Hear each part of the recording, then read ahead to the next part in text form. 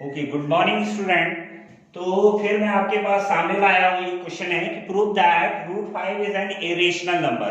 तो ये 10th class का क्वेश्चन है। तो आपको पता है कि इसको हम दो तरीके से कर सकते हैं, एक तो कॉन्ट्रडिक्शन मेथड से कर सकते हैं और एक आप क्या करें, अगर रूट 5 का आप स्क्वायर रूट निकालेंगे तो वो आपको क्या आ जाएगा, रूट 5 का जो स्क्वायर रूट आएगा वो नॉन टर्मिनेटिंग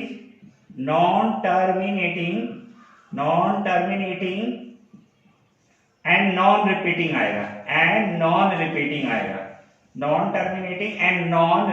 आएगा। तो वो क्या आ जाएगा, इरेशनल नंबर प्रूफ हो जाएगा। लेकिन वो मेथड बहुत लंबा पड़ जाता है। क्यों? क्योंकि बच्चा जब इसका स्क्वायर रूट निकालता है तो काफी लेंथी प्रोसेस में जाना पड़ता है उसको। तो इसलिए 10th क्लास में कभी कभी लिखा हुआ भी आता है एग्जाम में कि prove by the method of the contradiction कि root 5 is an irrational number. तो हम इसको कॉन्ट्रडिक्शन मेथड से कैसे प्रूव करेंगे, तो वो मैं आपके सामने इसको रख रहा हूं। तो हम क्या करेंगे कि कॉन्ट्रडिक्शन है, prove that root 5 is an irrational number. So we know that कि भैया ये रूट 5 क्या है, एक इरेशनल नंबर है, ये हमें पता है। When we are taking the square root of 5, या जब हम क्या करते हैं प्राइम नंबर का स्क्वायर रूट लेते हैं तो वो क्या आएगा, इरेशनल नंबर है। लेकिन हम इसको कॉन्ट्रडिक्शन से कैसे प्रूव करेंगे, तो ये कह रहा है कि prove that root 5 is an irrational number. तो ये कह रहा है कि रूट 5 क्या है, एक इरेशनल नंबर है। तो आप भाई वो तो हमें भी पता है, लेकिन ये मान नहीं रहे हैं कि रूट 5 एक इरेशनल नंबर है। तो अब हम क्या करते हैं कि चलो भाई नंबर तो दो ही हो सकते हैं, या तो रेशनल होगा या इरेशनल। तो अब हम इसको क्या कर देते हैं कि इसको हम क्या कर देते हैं कि चलो नहीं मान रहे कि इरेशनल नंबर है, तो हम मान लेते हैं कि root 5 be let root 5 be an rational number. Let root 5 be a rational number, rational number. हमने मान लिया कि रूट 5 क्या है, एक रेशनल नंबर है।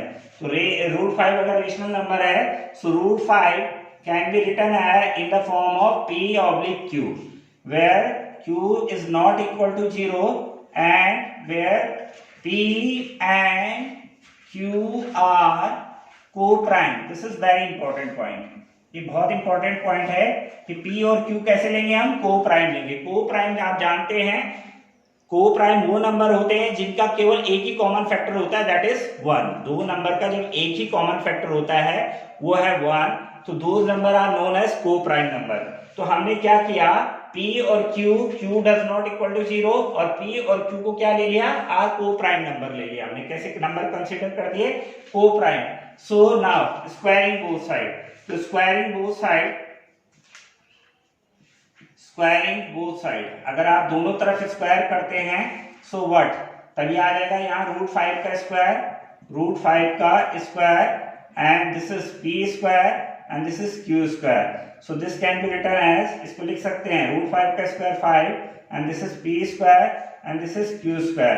तो ये आ जाएगा आपके पास p square is equal to 5q square, p square is equal to 5q square, p square is equal to 5q square. या इसको ऐसा भी लिख सकते हैं, p square by 5 is equal to q square. So we know that कि अगर p square 5 से डिवाइड है, इसका क्या मतलब है, इसका मतलब है p स्क्वायर इज डिविजिबल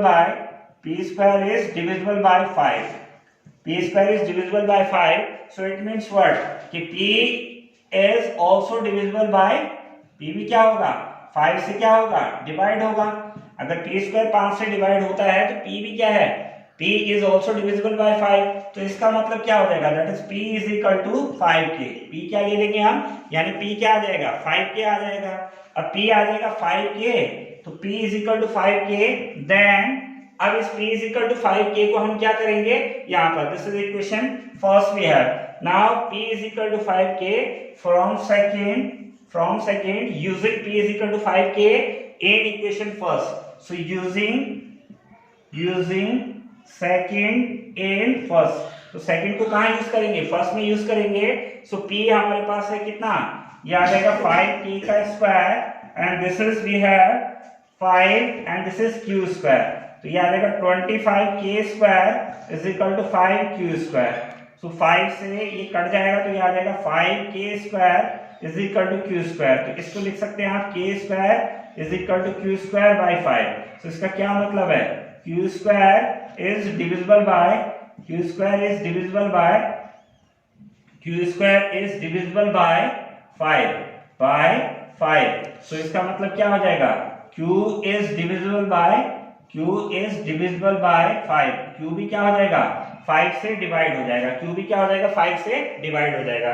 यानी इसका क्या मतलब हो गया, that is q is equal to 5k, यानी q का भी एक फैक्टर क्या हो गया 5, p का भी एक फैक्टर क्या हो गया 5, और आपने p और q को क्या एज्यूम किया था कि p और q क्या है, को प्राइम है, और coprime number are those they having only one common factor which is 1, तो इनका 1 के अलावा भी एक कॉमन फैक्टर आ गया 5, p और q का 1 के अलावा भी एक कॉमन फैक्टर आ गया, और वो कॉमन फैक्टर क्या है 5 है, तो इसलिए जो आपने एज्यूम किया था वो क्या हो गया, गलत हो गया।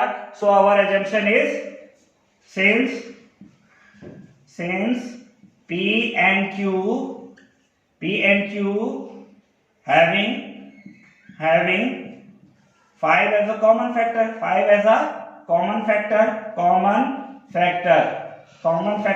so our assumption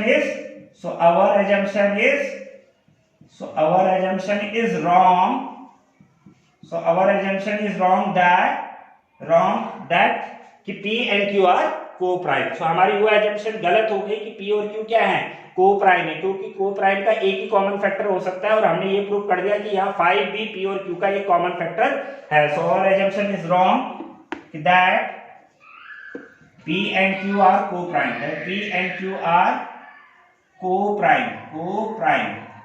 सो अगर हमारी एजम्पशन गलत हो गई तो आपने क्या माना था कि p और q को क्या मान लिया था, आपने मान लिया था रेशनल, तो जब आपकी एजम्पशन गलत हो गई तो इसका मतलब क्या हो गया कि रूट 5 इज एन